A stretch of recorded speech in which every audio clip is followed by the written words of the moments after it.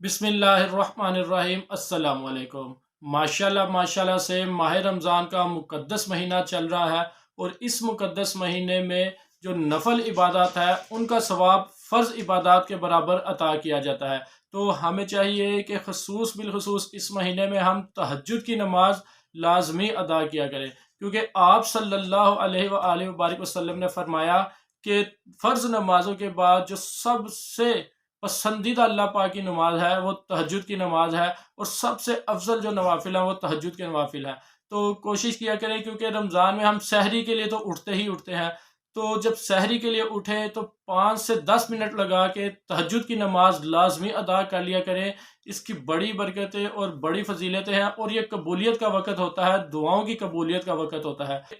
इसका वक़्त कब से शुरू होता है मैं ये भी आपको बता देता हूँ कि इशा की नमाज़ पढ़ने के बाद इसका वक़्त शुरू हो जाता है, और फज्र की नमाज से पहले, फज्र की जो वक़्त शुरू होने से पहले पहले, यानी कि जो सहरी का टाइम होता है तब तक इसका वक़्त होता है। और जो सबसे बेहतरीन वक़्त है, जो रात का आखिरी पहर होता है, उस वक़्त में तहज्जुद की नमाज अदा करने का जो सबसे बेहतरीन वक़्त है वो है। और इसके लिए हमें इशा की नमाज पढ़ने के बाद रात को सोना ज़रूरी है।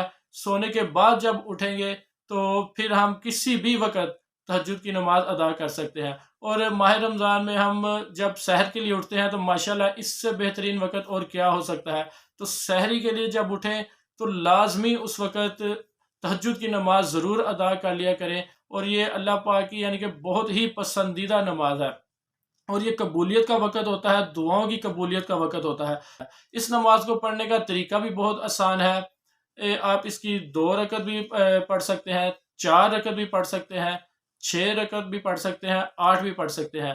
तो बड़ा ही आसान तरीका है, जैसे आम सारी नमाज़ें पढ़ी जाती हैं ऐसे ही पढ़ेंगे। पहले सना पढ़ेंगे, फिर आऊज़ु बिल्लाह पढ़ेंगे, बिस्मिल्लाह पढ़ेंगे, उसके बाद अलहम शरीफ पढ़ के कोई भी सूरत हम पढ़ सकते हैं। इसी तरह 1 रकत मुकम्मल करके और सेम इसी तरह दूसरी रकत भी हम पढ़ेंगे।